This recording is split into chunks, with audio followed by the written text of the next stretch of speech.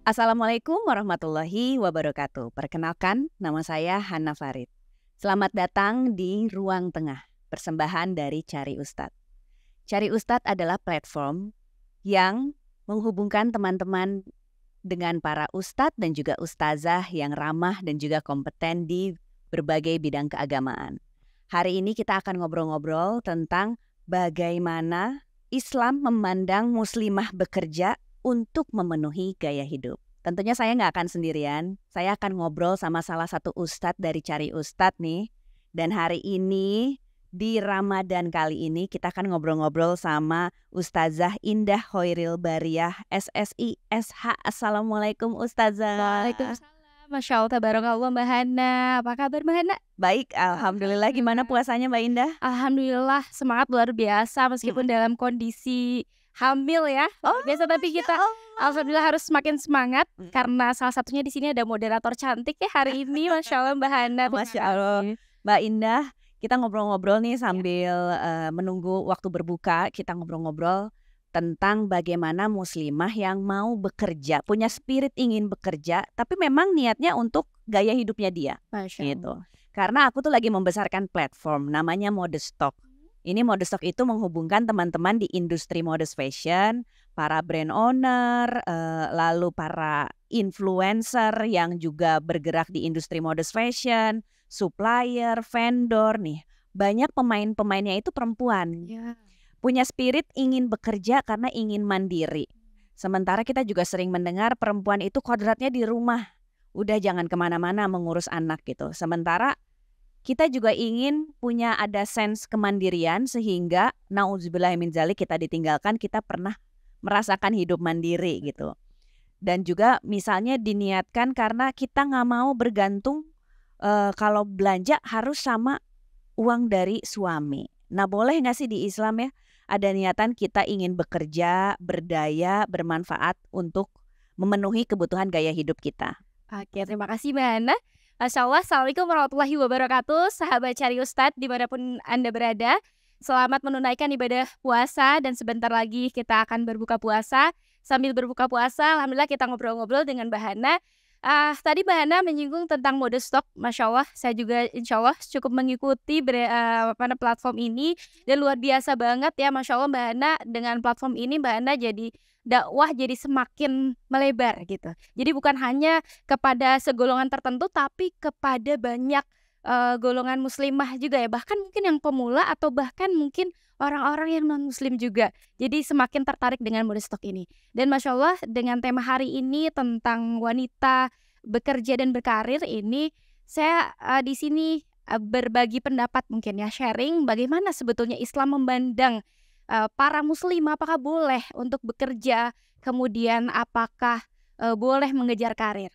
Karena terutama tadi salah satunya Mbak Hana singgung bahwa ada beberapa influencer, selebgram, kemudian juga para pelaku modest fashion, mereka itu ownernya perempuan. Jadi Benar. ya perempuan dan luar biasanya memang mereka sangat berdaya. Tapi bagaimana sebetulnya Islam memandang orang-orang tersebut atau para pelaku pekerja yang notabene adalah perempuan. Nah, di sini salah satunya Inde pernah belajar bahkan di dalam Al-Quran dikatakan bahwa sebetulnya Islam tidak mengharuskan wanita itu bekerja. Tapi konteks tidak mengharuskan bukan berarti melarang. Jadi tidak mengharuskan tapi bukan berarti melarang. Maka Islam membolehkan perempuan itu bekerja. Tapi dengan atas niat apa? Sebagaimana hadis Rasul dikatakan bahwa innamal a'malu binniyat wa innamal likulli imri'in ma nawa. Jadi sesungguhnya segala amal perbuatan itu tergantung kepada niat, dan sesungguhnya terhadap segala sesuatu urusan itu tergantung kepada apa yang kita niatkan. Nah, niat kita sebagai seorang perempuan untuk bekerja karena apa? Pertama, apakah untuk mencari nafkah? Yang kedua, ataukah untuk membantu penghasilan suami? Karena nanti ke depannya akan berbeda dampaknya. Gitu. Jadi ketika seorang perempuan ya Mbak Hana, ketika seorang perempuan diniatkan bekerja itu untuk mencari nafkah, itu berarti sudah keluar dari konteks apa yang disyariatkan oleh Islam. Karena hakikatnya mencari nafkah itu hanya dibebankan kepada laki-laki. Adapun ketika perempuan bekerja diniatkan untuk membantu keluarga, rumah tangga, dan diniatkan itu untuk ibadah sedekah, bukan nafkah. Karena nafkah hanya diwajibkan untuk seorang laki-laki. Nah, lalu pertanyaannya, bagaimana kalau untuk yang single mom, single mother, atau single fighter seperti itu ya, atau mungkin bahkan perempuan yang memang beliau belum memiliki pasangan, itu Tapi punya tanggung jawab sama keluarga, Yes, adik, gitu. kakak, orang Iya, tua gitu. betul. Nah, diniatkan untuk beribadah sedekah, bukan untuk nafkah. Karena nanti akan ada dampak tertentu ketika diniatkan untuk mencari nafkah. Jadi nafkah itu memang hakikatnya sesuai di syariatnya di Islam itu dikatakan bahwa hanya untuk tugas untuk laki-laki. Oh. Jadi perempuan tadi boleh kok bekerja, boleh mengejar karir, akan tetapi diniatkan untuk apa? Ibadah, membantu orang lain, berdaya saing, memiliki skill, membantu orang, bermanfaat.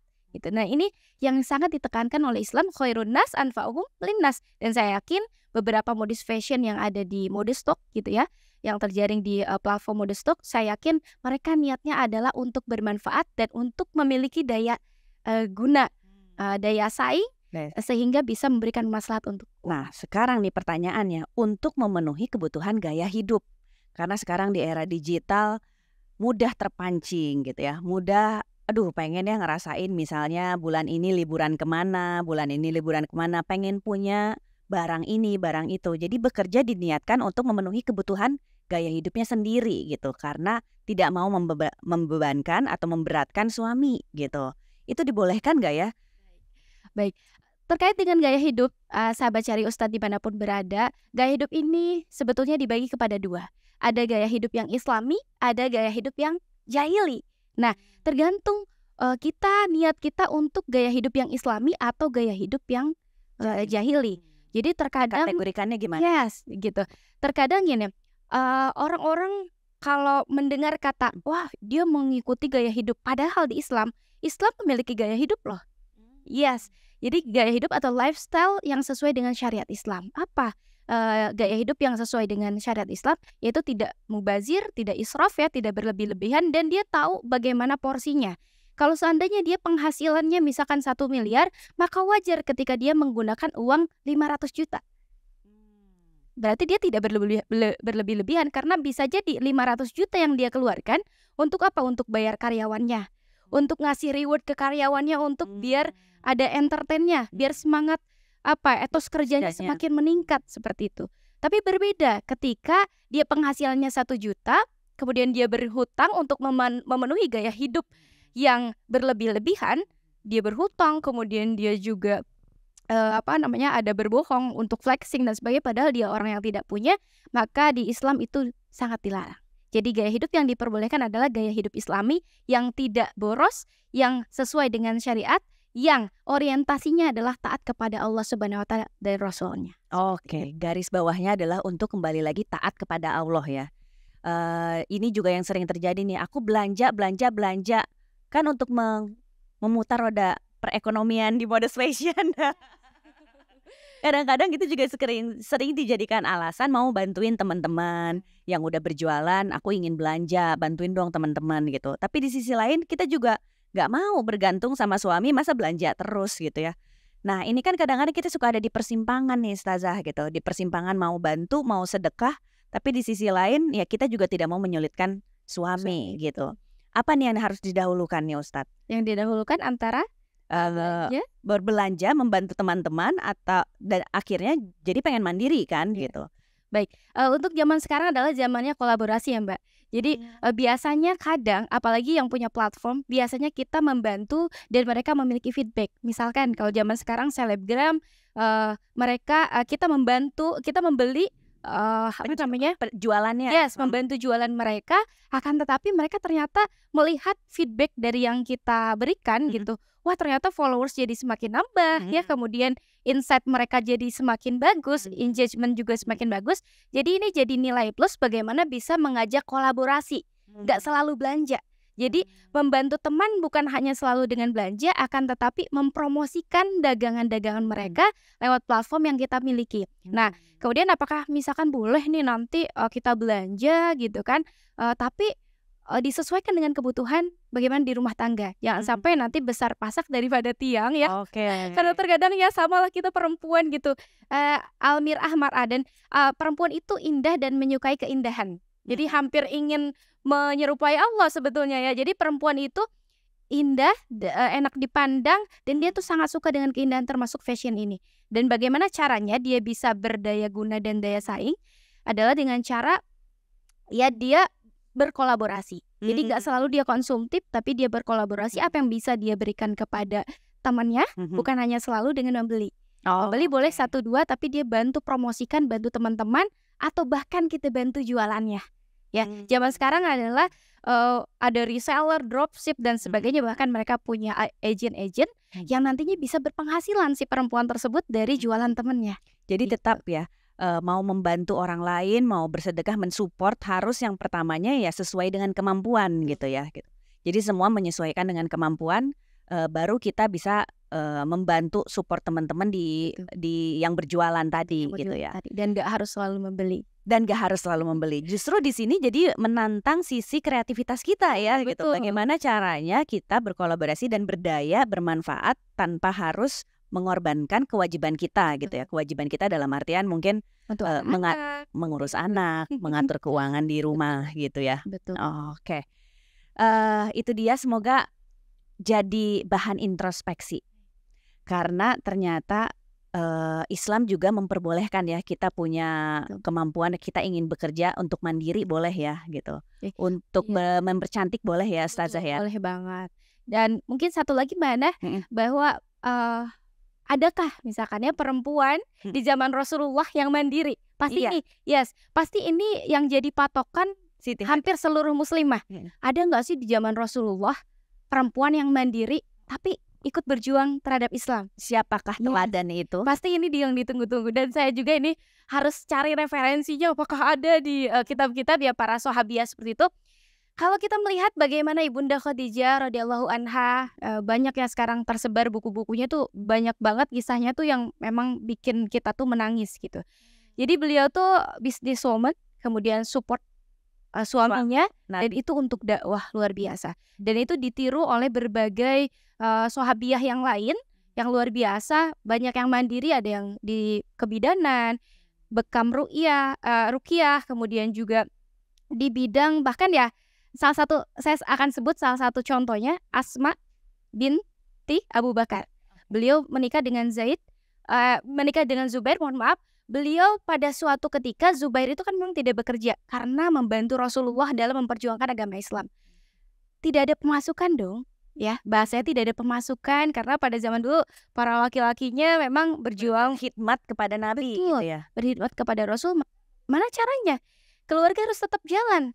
Ya, dan pada saat itulah Asma binti Abu Bakar, beliau mengurus bagaimana pertanian, kurma dan sebagainya. Bahkan ketika saat itu Rasulullah melihat Asma sedang berjalan, ya, membawa kurma, menggendong membawa kurma, keberatan gitu. Tapi Rasulullah menawarkan diri untuk membantu. Itu salah satu tanda bukti bahwa Asma ini mandiri, tidak ingin dibantu oleh orang, merepotkan orang lain. Mohon maaf. Asma berjalan dengan menggendong kurma demi bisa menjual kurma tersebut untuk memenuhi kebutuhan keluarga. Oh, itu Masya Allah ya, sering terjadi juga di kita kalau misalnya suaminya khidmat pada agama gitu ya, sehingga mungkin pemasukan kepada rumah tangganya perlu disupport oleh istri. Nah, tapi diniatkan untuk sedekah terhadap rumah tangga, bukan untuk nafkah. Oke, sedekah pada keluarga, bukan untuk nafkah. Oke, begitu. Semoga ini menjadi sesi yang bermanfaat, menjadi sesi yang membukakan mata kita, terutama para wanita, para perempuan yang punya kesibukan selain sibuk di rumah, tapi juga punya kesibukan di luar rumah, menjadi berdaya, bermanfaat, lagi-lagi dikembalikan kepada niatnya ya. Niatnya adalah bukan untuk mencari nafkah, tapi juga untuk sedekah gitu. Baik sedekah kepada keluarga ataupun sedekah kepada lingkungan sekitarnya. Terima kasih untuk episode kali ini, semoga bermanfaat. Kita ketemu di episode-episode selanjutnya ya Ustazah ya. Kalau gitu saya Hana Farid undur diri. Wassalamualaikum warahmatullahi wabarakatuh.